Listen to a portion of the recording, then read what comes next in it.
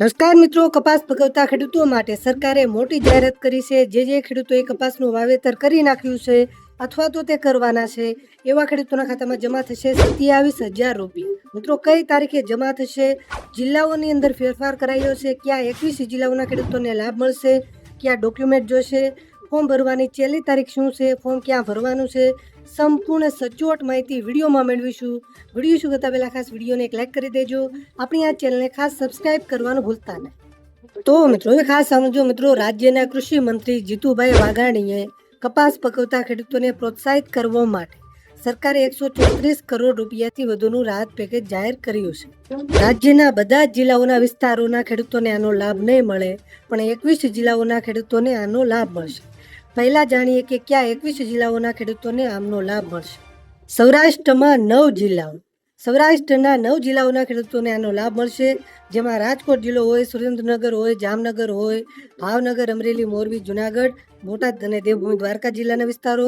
આ સાથે ઉત્તર ગુજરાતના 4 જિલ્લા, જેમાં બનાસકાંઠા, પાટણ, મહેસાણા અને સાબરકાંઠા જિલ્લાનો સમાવેશ થાય છે. મધ્ય ગુજરાતમાં 5 જિલ્લા, જેમાં અમદાવાદ હોય, વડોદરા, ખેડા, આણંદ અને પંચમહાલ જિલ્લો. આ સાથે દક્ષિણ ગુજરાતના 3 જિલ્લા, જેમાં ભરૂચ, સુરત અને નર્મદા, આમ 21 જિલ્લાઓનો સમાવેશ થાય છે. મિત્રો, સરકારે કપાસ ક્રાંતિ મિશન યોજના એટલે કે મિશન ફોર કોટન પ્રોડક્ટિવિટી યોજના લોન્ચ કરી છે. બેઝિકલી મિત્રો, આ કેન્દ્ર સરકારની યોજના છે, રાજ્ય સરકારની યોજના નથી. જોકે છતાં પણ ગુજરાતના 21 જિલ્લાઓને આ યોજનાનો લાભ મળશે. 21 જિલ્લાઓના ખેડૂતોને આ યોજનામાં આવરી લેવામાં આવ્યા છે. હવે આ યોજનામાં મુખ્ય 2 તબક્કા છે. પહેલો તબક્કો, જે ખેડૂતોએ કપાસનું વાવેતર 90 બાય 30 સેન્ટીમીટરમાં કર્યું હોય તેવા ખેડૂતોને પ્રતિ હેક્ટર 14,000 રૂપિયા મળવા પાત્ર છે.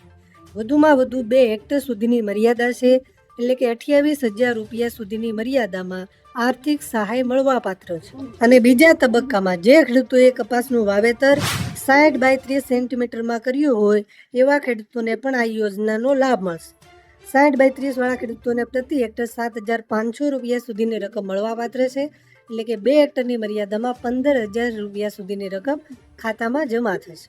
મિત્રો, આપ સૌ જાણો છો એ પ્રમાણે જેટલી પણ ખેતીવાડીની યોજનાઓ હોય એ આ ખેડૂત પોર્ટલ ઉપર લોન્ચ થતી હોય છે.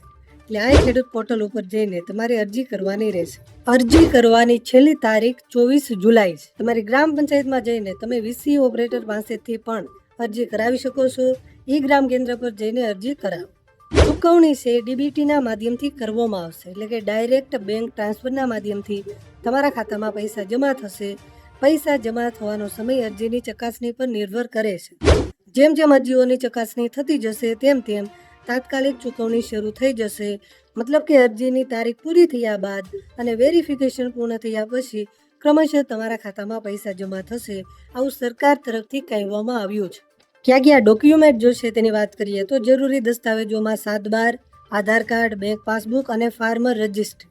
આ ડોક્યુમેન્ટ લઈને તમે વીસી ઓપરેટર પાસે જાઓ. એટલે ટૂંકમાં વાત કરીએ તો જે બે ખેડૂતોએ કપાસનું વાવેતર કર્યું છે અને આ 21 જિલ્લાઓની અંદર એમનો સમાવેશ થાય છે, તો આવા ખેડૂતોએ ચોક્કસપણે આ યોજનાનો લાભ લેવો જોઈએ. જરૂરી ડોક્યુમેન્ટ લઈને તમે વીસી ઓપરેટર પાસે જાઓ. તમને ફાવતું હોય તો તમે પણ આ ખેડૂત પોર્ટલ પર જઈને અરજી કરી શકો છો. મિત્રો, વિડીયોને તમારા બધા જ ગ્રુપમાં શેર કરજો, જેથી બધા ખેડૂત મિત્રો સુધી માહિતી પહોંચે.